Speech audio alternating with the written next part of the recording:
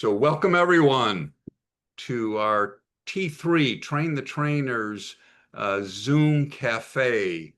And as you can see from the slide, these are unscripted discussions for those of us that are pursuing a multiplication strategy.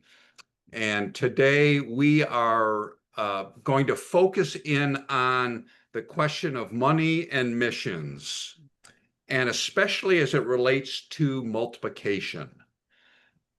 We're called to generosity. The scriptures is full of exhortations, right? For those with resources to be generous with those who do not have resources. But at the same time, we're called to foster sustainability. Money can sometimes mess things up, right? And so how do we navigate that tension? How do we square that circle of generosity and sustainability? So with that, I'm going to stop sharing my screen and ask one of you, excuse me, to begin. Give us a case study, a real life issue that you're wrestling with. And again, we want to keep it focused on the multiplication, the training trainers. What are some of the questions, challenges that you've come up with? I actually got a WhatsApp this morning that I can share, but I'd like to hear from you. Give an example or two. Who wants to start us off? An example or two of where we've been successful training the trainer or where we're struggling to do that. Scott, not specifically on training trainers, but more focused than that on how money plays into that. How do we use our resources to help multiply the training, but doing it in a wise way? And sometimes we can get tripped up. Do we give them too much money? Do we, if we're the sugar daddies that are providing all the resources, it's not sustainable, right? And so navigating that challenge, that's what I want us to focus in on this morning. So anyone have an example, a challenge? Tom, take it away. Well, the biggest challenge for me is how to develop financial ministry partners among those who become trainers. And I do a seminar to help with that. It's only 5 hours, but then also I encourage my advanced trainers to attend the Via Generosity workshops, which are now becoming available in Africa. I did have some who attended one in Kampala, Uganda, but they have an extremely difficult time in making it happen because they don't have the local resources that we might have here in terms of finding people who will contribute to their ministries. So that's one problem. There's another one, but I'll let somebody else bring up other things. But the big one is how to develop essentially what we have to do. That is to raise our support. How do we get them to be able to raise their own support? Because we, like you say, we can't continue to be Masungu, the white man who pays for everything.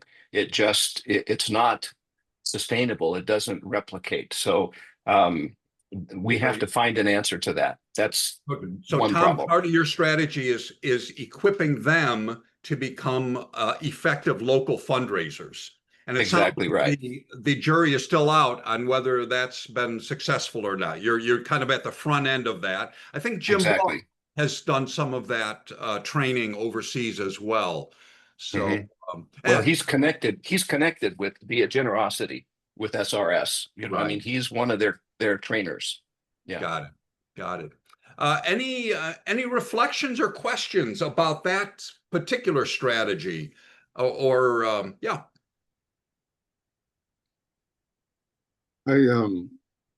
I hope this is in line. I was on a phone call, so I apologize if this is a little bit off. I am spending a lot of time talking to the students that I'm training about starting a missions mindset, teaching them the idea of supporting their own missionaries in their own countries.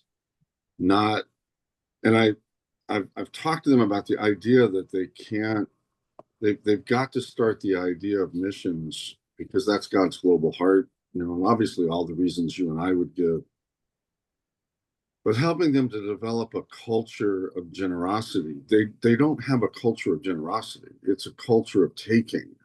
And some of it is culturally driven because the idea, for example, in Tanzania, and I may be in some other Eastern African countries, the mindset is if you have, you should give to me. It is a if you have, I should be able to receive.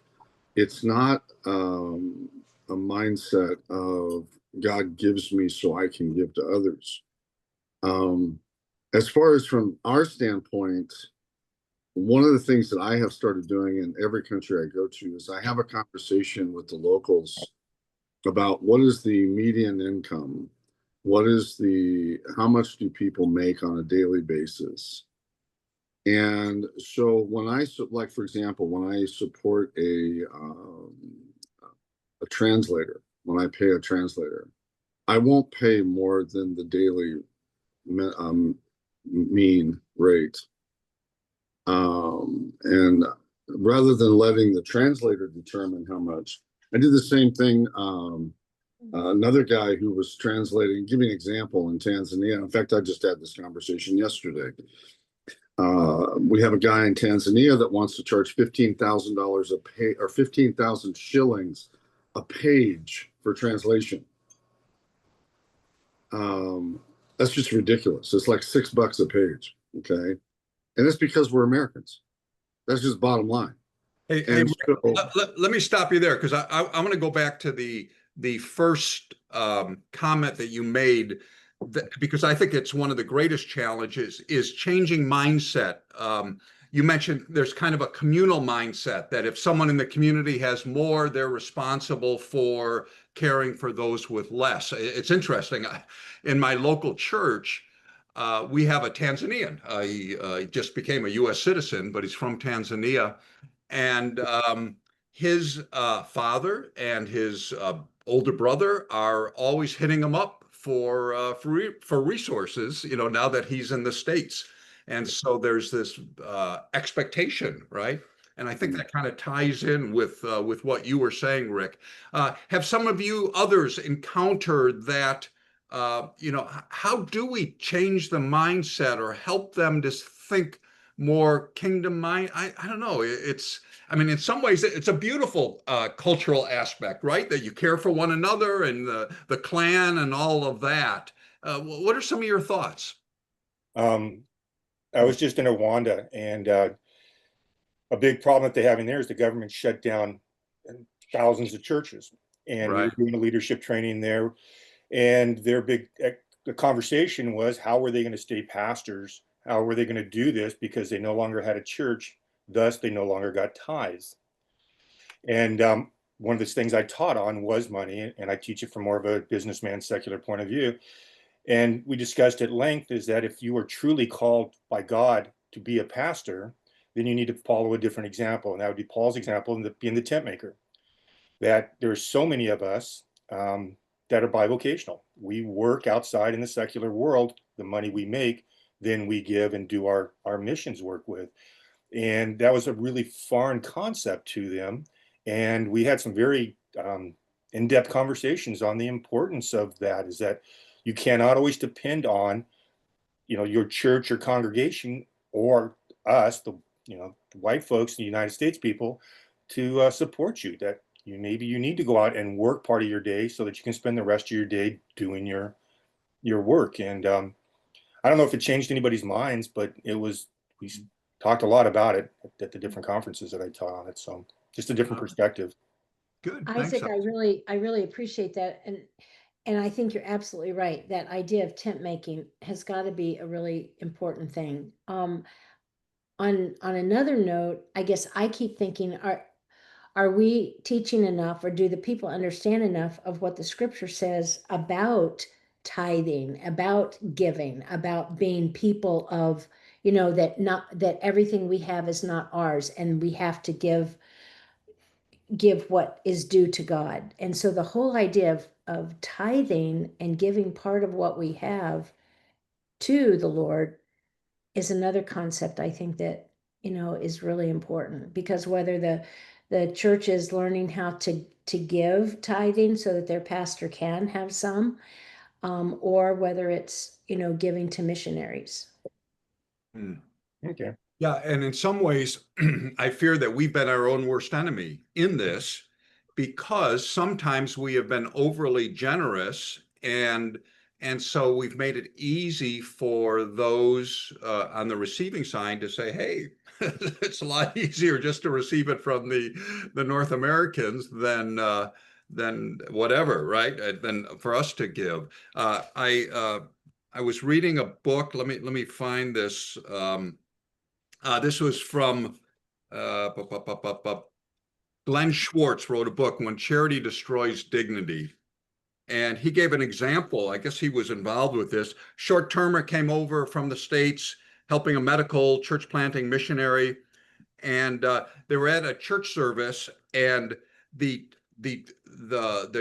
challenge was put before this African church to give to global missions. And so they gave $61. And people were so excited because the year previously they had only given $45. And so there was just great rejoicing within the church. They're developing that mindset. Well, this short-termer was brokenhearted that it was so, the numbers were so small. So she went back, she depleted her entire savings and sent $6,800 to Africa for global missions, thinking that she was doing this glorious, generous thing. And yet the congregation stopped giving to missions. And they instead started asking, how can we get more of that kind of money? Right. And it was like, oh, no. Real life story. So, yeah, good intentions are not good enough. What else? Other thoughts on this, Tom? Well, Let's go to Francie first, and then I'll go to you, Tom. It's an issue of worldview and changing their worldview, and that is not a fast process. You have to get to the root of the issue if you want to do that. But I think Becca's point about teaching the truth and what scripture says, you just got to teach that over and over again, and let the Holy Spirit work in their heart, because they don't see it that way. And sometimes I think you have to be so, like brutally honest and say, scripture doesn't say that you have to support, go into all the world, support missions, unless you live in this really poor country, or you don't have enough food to serve your family for the week. It doesn't say that. It says that we all are responsible for doing that. So how can you do that in a way that still works with what you have? It also says you don't give what you don't have, but you do give. So that might mean that you have to give, a cup of rice is your offering to the pastor, and that it helps him eat, and you tithe at the same time.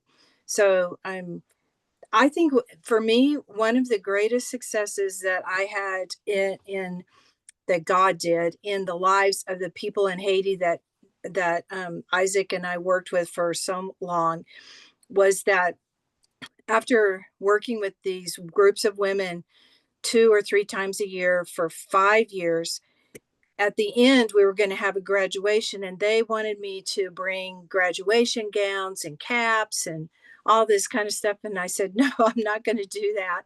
And, just continue teaching. And at the graduation ceremony, a lot of them did come in with matching outfits on, which was something they did themselves. But they came in bearing 2 gifts for me. I felt like that was such a change in their mindset that they on their own got together and raised, whatever they did to give me these two gifts that were really nothing. But it was just the thought that they thought of somebody else besides themselves. To me, I thought this is success in changing their mind on not just thinking about themselves, but thinking outside themselves. And so they just have to learn, that giving is what scripture says, and we need to do it no matter where we are on the economic scale. Great. Thanks, Francie. If I could chime in here and say, hey, let me introduce you to Ben. Ben is with another ministry. He's an interloper here, but more than welcome. Sorry, I think I was invited. Yeah, you were. Somebody sent me an invitation, but yeah, I'm with I-10 with the EPC World Outreach theological specialist, and fairly new with I-10, but we served as missionaries overseas for 6 years in Eastern Europe, and now we're based in the US, but I traveled to Asia. And one of the things that I found in my scholarship is that what we're saying is, everything we're saying is true about, I think, teaching people the scriptures. One piece of it that I think our Western mindset really needs to change is, I read a couple of books. I have one of them here, and I was looking for another one on my shelf that I couldn't find, but this is Early Christian Care for the Poor by K.C. Richardson. And then the other one is Paul and the Gift, which is a big, thick book by John Barclay, and he has a shorter version of it too. But there's overlapping ideas in there that we in the West have this mindset of gift giving as the highest value of gift giving is that that there's no sense of future obligation on the part of the recipient, and that even if there's if the left hand doesn't know what the right hand is doing, anonymity is the highest form of charity. And that's not the way most of the world thinks about gift giving and gift receiving. And it creates and cements ongoing relationship. And so that whole mindset that we have, if we approach the Bible with just this giving, with our Western giving mindset, I think we're going to we will miss all of these important insights in, especially the Gospels and in Paul's letters, about ways that, the giving and receiving of funds was very important in New Testament times, and in cultures that were much more alike some of the places that we are going, and they didn't have this sort of Western baggage that we have. And so I would encourage us to think in terms of how are the giving and the receiving of gifts cementing relationships in both good ways and bad ways, and then how can we actually then search the scriptures for resources to train our trainers in ways that are not then counterproductive, but or countercultural in destructive ways, because I think we've all experienced ways that we might have stepped on somebody's relationships or we might have dealt with money in a way that will have damaged a relationship without realizing it, either between us and someone else or between the partners on the ground where we are. So I think it requires a shift or a broadening of our perspective, the way that patronage and gift giving works, not always in negative ways, but it's just also a fact of life. Ben, thank you. This is great. I love the fact we were talking earlier that we need to help them change their mindset. And what you're challenging us is actually maybe we need to change our mindset, not just our partners overseas. And again, we're the fish can't see the water they swim in, right? It's the world they live in, and sometimes we can't. And anyone in a particular culture, there are blind spots that we can't see. So I really appreciate that perspective. Can I press in on you, Ben, a little bit? Can you think of a specific example in your ministry where either a positive or a negative example where you made some adjustments in order to accommodate this understanding, or maybe someone else on the call have a example of that. Well, I can think of an example where I really put we really put our foot in it. Okay. We stepped in it and missed an opportunity. And it was, we were living in Eastern Europe, and we had some students over from a Central Asian country who were studying at our university, who were Muslims. And we really wanted them to, like, we had become a little bit friends with them. Like, I had one of them in my classes, and we wanted them to kind of make the food of their home country for us. Sure. And teach us how to make it too. And my son was going through a lot of interest in cooking at that point. He was 11 or 12 and was just really wanting to learn. And then at the end so they brought the food. We asked them in advance, like, what food should we get? And they brought a bunch of food. And then at the end of the night, we really wanted to pay them for the food that they had brought, which was, we knew they were students. They were on very small salaries and margins. So we wanted to defray that cost. And it really was not a big deal for us to pay for the chicken or whatever it was that we got. And I could see just sort of like this shutdown of like, and I think it still makes me feel like I get a feeling in the pit of my stomach when I think of that, because we thought we were being kind to offer, or even clear in advance that we wanted to pay them for the food. We weren't trying to pay them for their trouble or for their cultural, sharing of their culture with us, but that was how it was perceived. Wow. So it was instead of allowing them to give us the entire gift of their food and their culture and their presence, and also just providing the resources that they had, such as they were, we shut that, Somehow your offer of the gift diminished their gift to you. Where we thought we were trying to help them, right, and we're just make it not as costly for them, or to reciprocate, but they received it as, or they received that offer as, we don't want to accept this gift from you. Yeah. Ben, I'm reminded, my wife and I were involved with an international student ministry here in Chicago, and we befriended two Jordanian students, Muslims, who were working on their doctorate. So we knew them for 5 years while they were here studying in Chicago, and became great friends with them. And anyway, loved on them. We talked spiritual things. They never came to faith. So they go back, they're professors at universities back in the country of Jordan.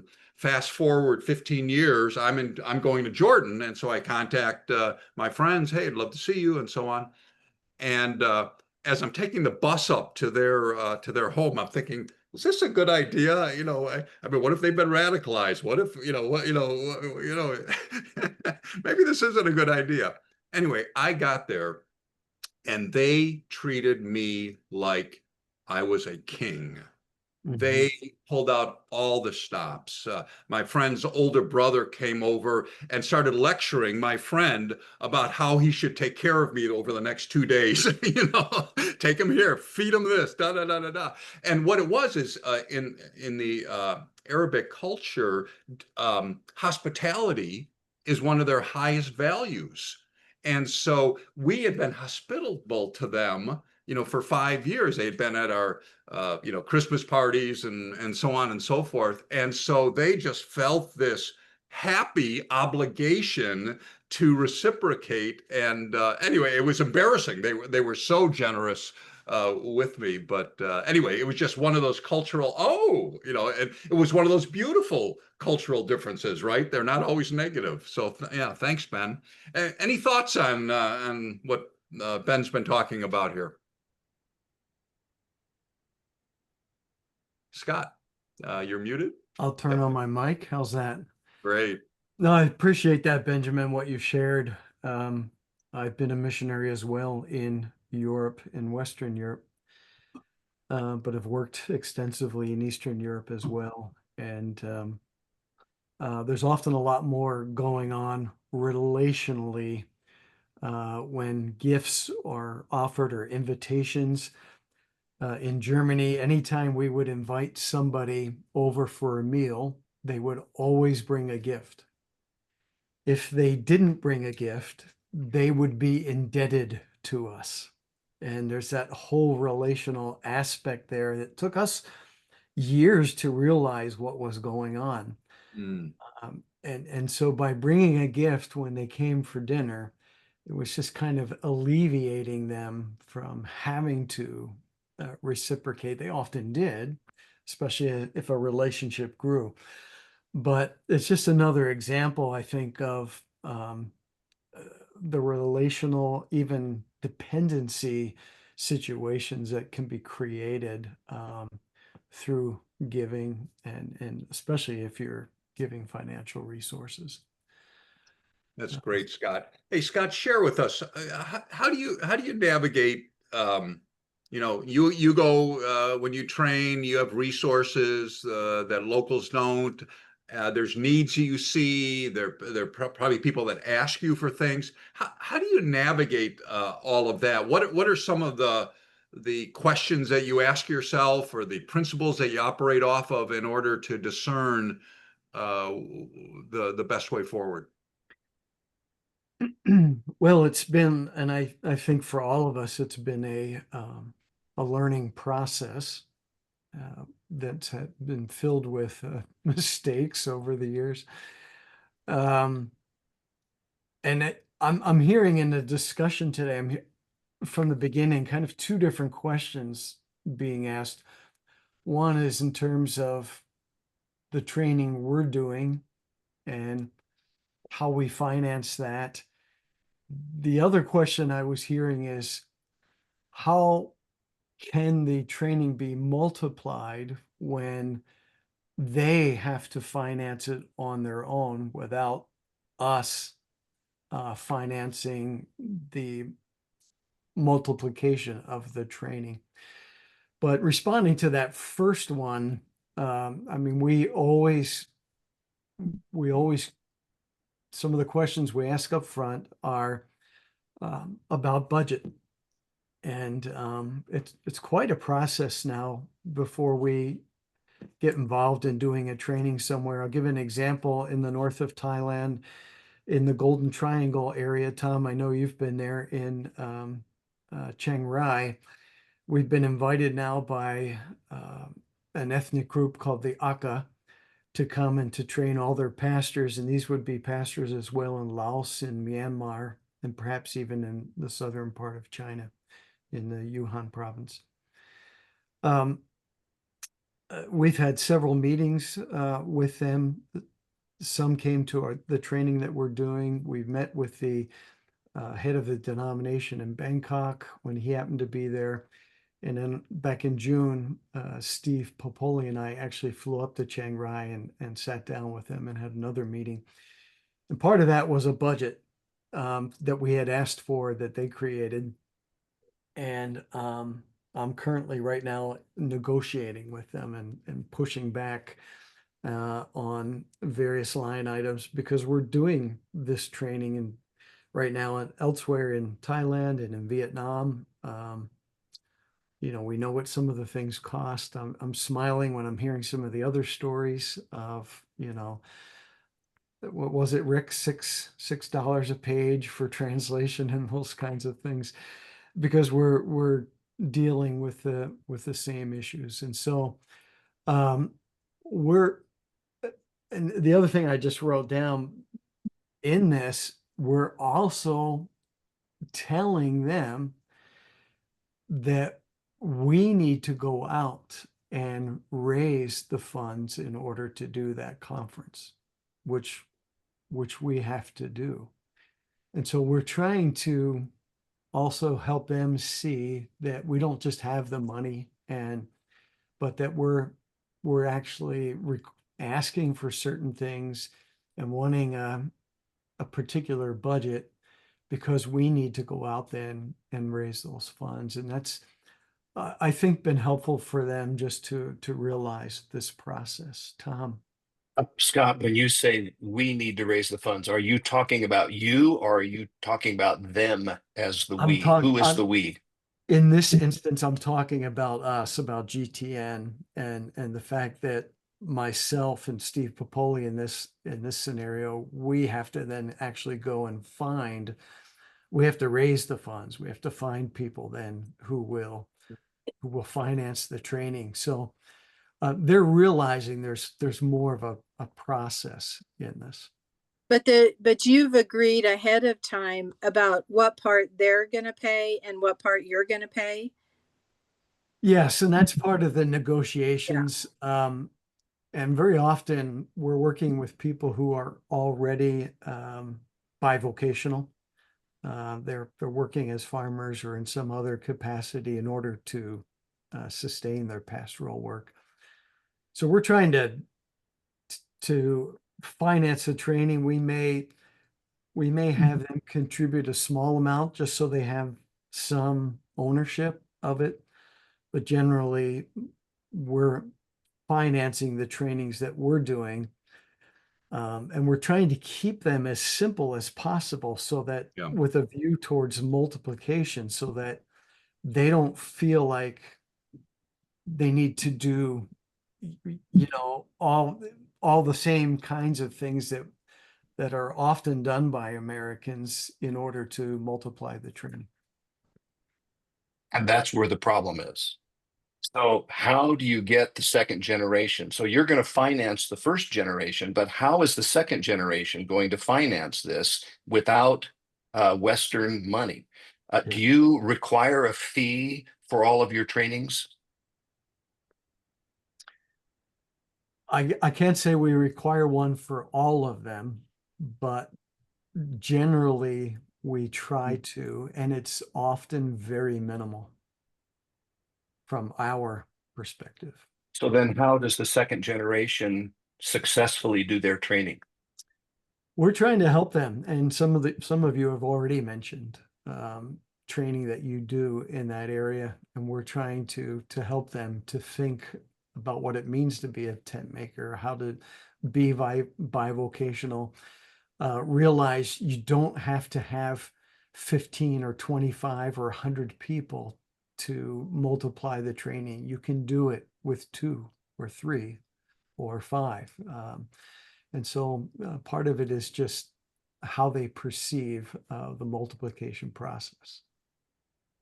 Paul Adams and I have started a training in Sri Lanka, and we have just a terrific partner there who's really well networked, well respected.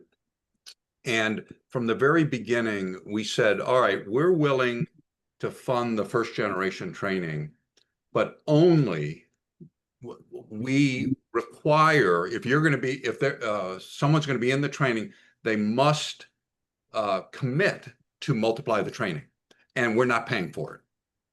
And so that was kind of the ingoing agreement. And then when we're in the training, we reinforce it, right? So we're creating very clear expectations with, if you're going to be in this training, you will multiply and figure out some way to fund it. And we have a very low cost structure. I mean, our training, all they need is a Bible and a whiteboard or a blackboard and some paper, and they're good to go. So we don't even use PowerPoints or anything like that. And so our approach is from the very beginning with our partner, clarifying expectations, working through issues, and then kind of and make it clear this is the agreement, and so far we've had great success with that. We're in the early stages, but it's been very encouraging so far. What about looking at the students that you're training? You're investing 2, sometimes 3 years into these students.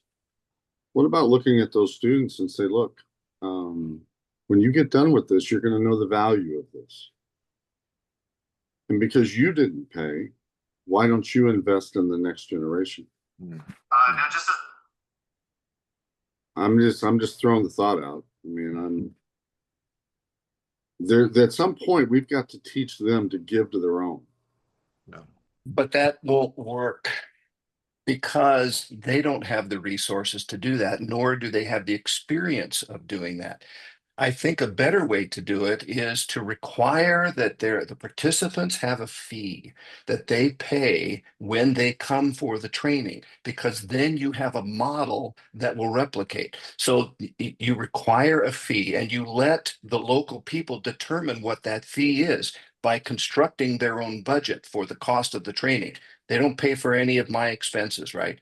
But you then have a model so that when those that you train go out to train others, the model is already set that there is a fee that all of the participants are expected to contribute in order to attend. And the fee has to cover the expenses of the training, like the printing of manuals or any food that you have.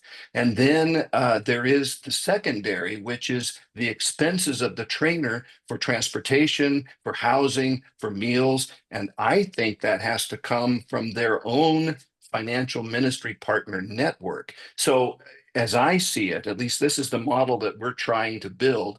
And I confess we're still at the beginning stages of it. But that this is a two-pronged approach, that there must be a participant fee for all of the trainings because that model is the one that will replicate. But there also has to be the development of a financial ministry partner network for each of the trainers. That's the only way I see that this is going to work, because otherwise you've got this colonialism issue where the Musungu, the foreigner, the white man, is expected to pay for everything. And that model, as I see it, can't replicate. How far out are you going to go with that? How many generations of trainers is the white man going to fund? I just don't see that it works. I don't know, Rick, can you respond to that? Where am I missing it here? No, I agree with you, Tom. I like the fact, I like what you're saying about the replication of your model. My question would be this. We're training village pastors. In fact, one village I'm training in Uganda, the average wage per day is 30 cents a day. Okay. So understanding what the income is, they can't even afford to buy Bibles in that village because the Bible costs are $16 US dollars.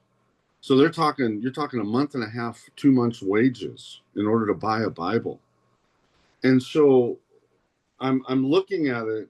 I agree the Mzungu cannot continue to fund it. I agree with that totally. But at the same time, I think if we set a fee, then that fee doesn't relate to their ability. Then what we've got is a situation where the very people that need the training are not going to come and get it because they're being roadblocked by their inability to do it. So what I've been doing, and I'm just going to throw this out. I mean, it's part of the cultural mind change. Every country I've been in, I ask this question: how many of you want to be wealthy? Everybody raises their hand. Everybody does. And I say, okay, the next 5 minutes, I'm going to tell you how to be wealthy, but you're not going to like it. And so what I tell them is the 80-20 principle. Live on 80% of what you make. This is true for any culture. Live on 80% of what you bring in. Doesn't matter if you bring in 10,000 shillings, you bring in $100,000. It doesn't matter. Live on 20%, give 10% to God, 5% you put in savings and investing, and 5% you give away. You literally pray over it, put it in a jar in the middle of your table and pray and give it away. And the idea is to teach a culture of generosity. I had every culture I've done this with, I've asked the translator, I said, would this work in this culture? They said, yeah. So I was in Myanmar. I was teaching in Myanmar, and this young man, real arrogant young man in the class, he's about 23 years old. He just got mad as a hornet. And he said, I want to see you buy rice in this country, because rice was inflated because of the war. What he didn't know is that I understood the culture better than he knew I did. The translator got upset at him. And I said, hold on. I said, let me answer that. I said, let me ask you a question. He said, yeah. I said, do you live with your father? He said, yes. I said, you live with your grandfather? He said, yes. I said, you live with your brother? He said, yes. I said, so you're telling me that in your home, you have 4 generations sitting in your home? He said, yes. And I said, so you're telling me that 4 generations of income can't live on 80%? I said, I'm not saying you can do it by yourself, but 4 generations of income can buy a bag of rice at 80%. He got really quiet. He looked at the translator and he said, he knows better than I understood. My point is, it's no different here in the US. If we live on 80%, we'll grow wealth. Okay. It's the concept is true cross culture. But another thing that I do is I'll ask them, I say, how much does it cost you to cut your hair here in your country? And they'll tell me, like in Tanzania, they'll say, 1,000 shillings, which is like 50 cents. And I said, okay. I said, in my country, it cost me to cut my hair 25 to 30 US dollars, which is, and I'll tell them how much that is, 75,000 shillings. They about drop their teeth. And so what I try to do is help them understand, say, guys, listen, you think I'm wealthy. I said, I'm not. I said, from your vantage point, I am. But on the American scale, if this is the wealthiest person in America and this is the poorest person in America, I'm sitting about right here. Hmm. I said, you need to understand that this is how it works. And so helping them with the practical side as well as the biblical side is trying to shift culture to own responsibility. I agree with Tom. I think they've got to own responsibility. I'm just not sure what the model is. It's different in every country because of the struggle. I can't just do a model and then cookie cutter it on every country. What I'm doing in Tanzania right now, I can't do in Uganda with the village group that I'm working with. Hmm. There's just no way. 30 cents a day. In fact, what we're doing is I'm raising support for the Bibles. And then what I've done is I'm trying to help them take responsibility. So what we've done is we're talking to the pastors and we're asking the pastors to invite the entire village, whoever wants to come, Christian, non-Christian, doesn't matter. Sit in circles and read the Bible together because the literacy is at about 80% in these villages. Read the Bible Rick, together. Let me stop you there, Rick. Thank you. Any thoughts?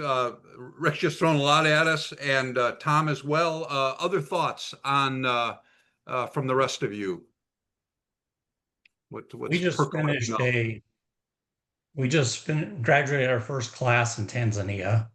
And the agreement, the African Inland Church of Tanzania has invited us in to train in all the dioceses. And the model is we will pay to get there. We will pay for the training materials. You have to pay for the students to get to the training.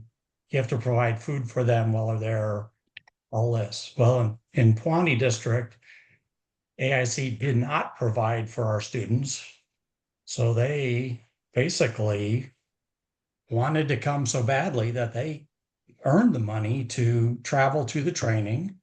They paid to the facility that they were staying in for room and board for the time that they were there. And we thought, hey, AICD is not doing their part.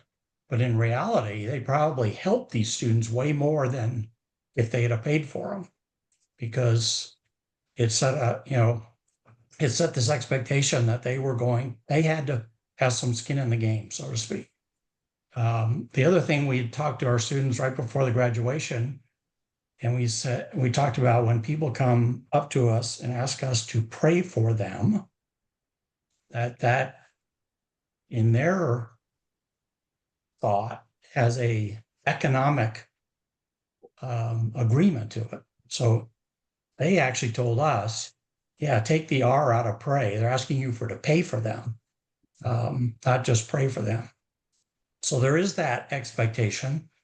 But if we go in and we,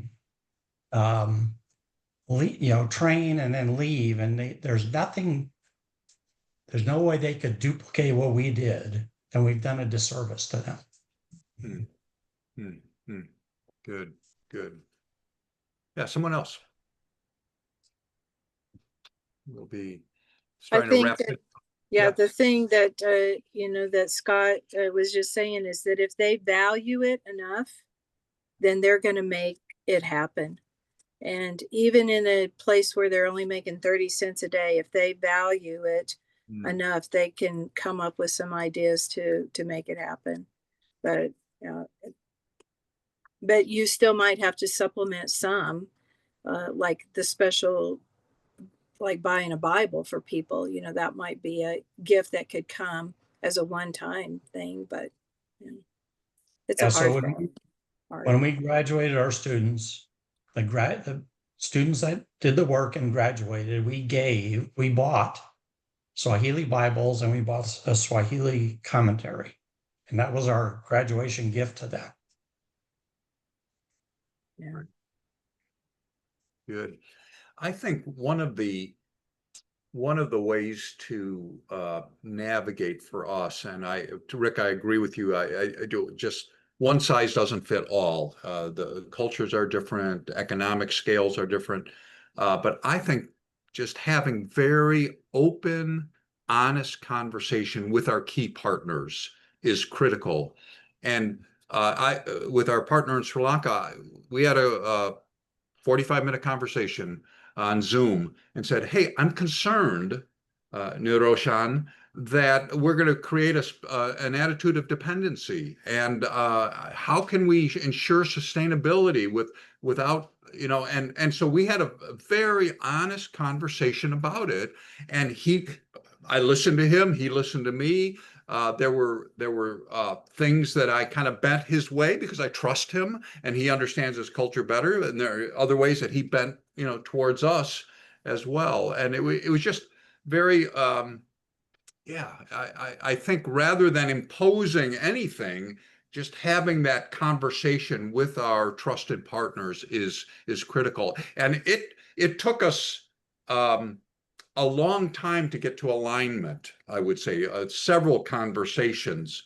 And so I think especially up front when you're launching a new training opportunity with a new partner, going slow is better. So slow it down, think through, talk through the issues, like Scott was saying, budget issues, as well as expectations and talk, your partner, they're going to understand our concerns about sustainability and colonial mindset. They're smart. They understand that some of those dynamics, and they can help us navigate it. We can help them navigate it in partnership. Koinonia, right? Good. Any final thoughts before we land the plane?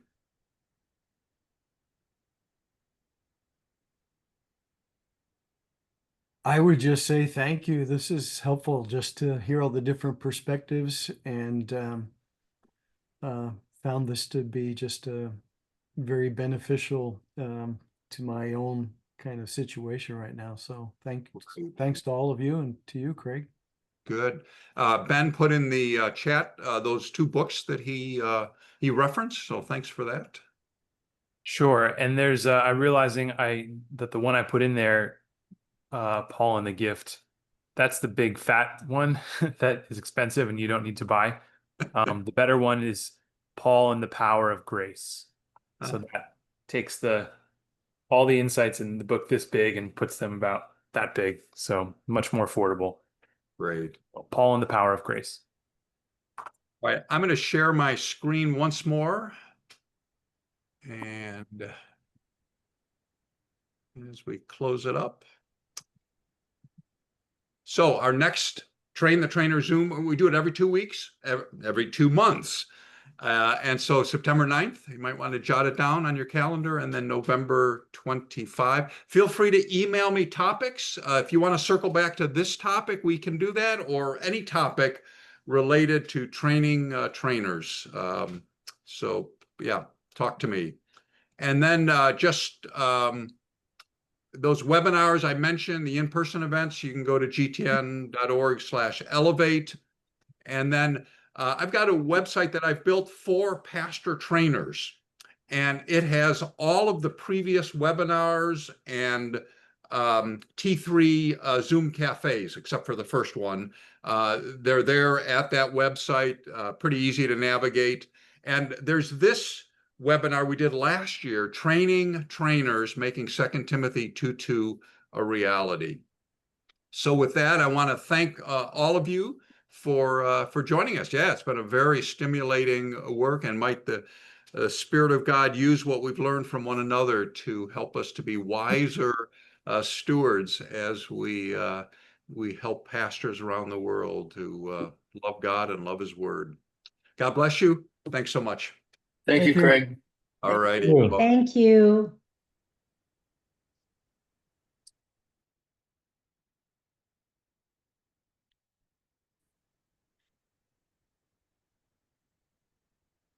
See you, Craig. All right, man. Good to see you.